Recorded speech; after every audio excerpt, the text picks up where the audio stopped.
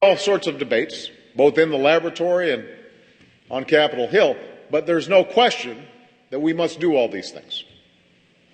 Countries on every corner of this earth now recognize that energy supplies are growing scarcer. Energy demands are growing larger, and rising energy use imperils the planet we will leave to future generations. And that's why the world is now engaged in a peaceful competition to determine the technologies that will power the 21st century. From China to India, from Japan to Germany, nations everywhere are racing to develop new ways to produce and use energy. The nation that wins this competition will be the nation that leads the global economy. I am convinced of that. And I want America to be that nation. It's that simple.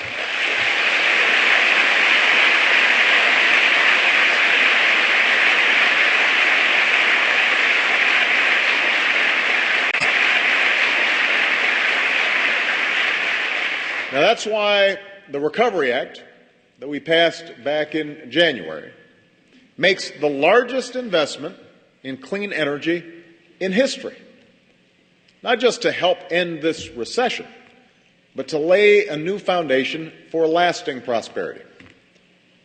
The Recovery Act includes $80 billion to put tens of thousands of Americans to work developing new battery technologies for hybrid vehicles, modernizing the electric grid, making our homes and businesses more energy efficient, doubling our capacity to generate renewable electricity.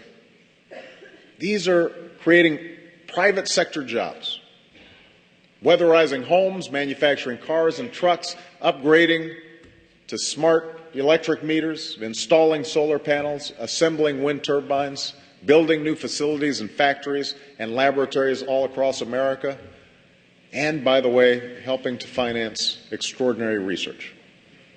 In fact, in just a few weeks, right here in Boston, workers will break ground on a new wind technology testing center, a project made possible through a $25 million Recovery Act investment, as well as through the support of Massachusetts and its partners. And I want everybody to understand, Governor Patrick's leadership and vision make this happen. He was bragging about Massachusetts on the way over here. I told him, you don't have to be a booster. I already love the state. But he helped make this happen.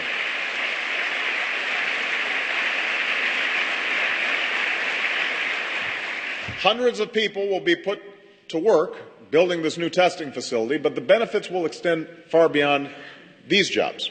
For the first time, researchers in the United States will be able to test the world's newest and largest wind turbine blades roughly the length of a football field, and that in turn will make it possible for American businesses to develop more efficient and effective turbines and to lead a market estimated at more than $2 trillion over the next 2 decades.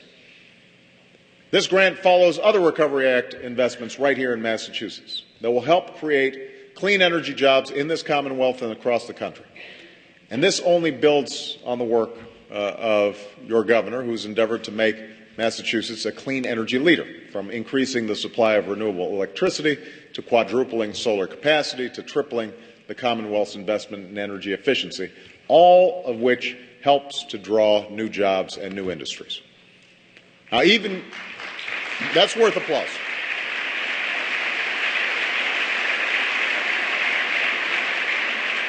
Now, even as we're investing in technologies that exist today, we're also investing in the science that will produce the technologies of tomorrow. The Recovery Act provides the largest single boost in scientific research in history. Let me repeat that. The Recovery Act, the stimulus bill, represents the largest single boost in scientific research in history. An increase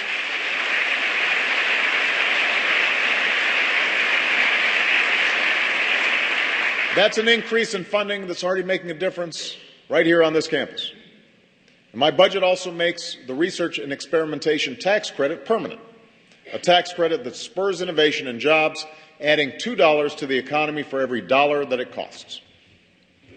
And all of this must culminate in the passage of comprehensive legislation that will finally make renewable energy the profitable kind of energy in America.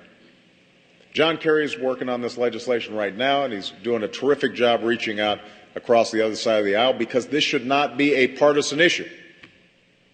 Everybody in America should have a stake. Everybody in America should have a stake in legislation that can transform our energy system in one that's far more efficient, far cleaner, and provides energy independence for America, making the best use of resources we have in abundance.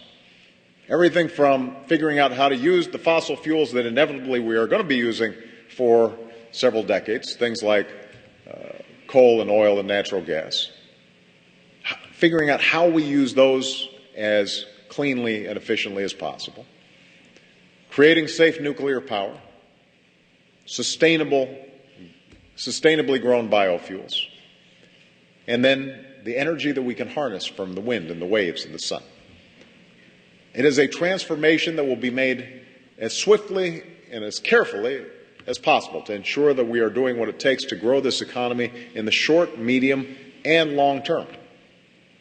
And I do believe that a consensus is growing to achieve exactly that. The Pentagon has declared our dependence on fossil fuels a security threat. Veterans from Iraq and Afghanistan are traveling the country as part of Operation Free, campaigning to end our dependence on oil. We have a few of these folks here today. Right there.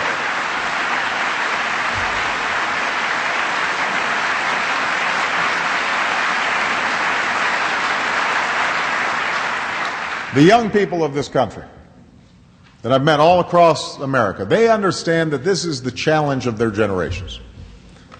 Leaders in the business community are standing with leaders in the environmental community to protect the economy and the planet we leave for our children.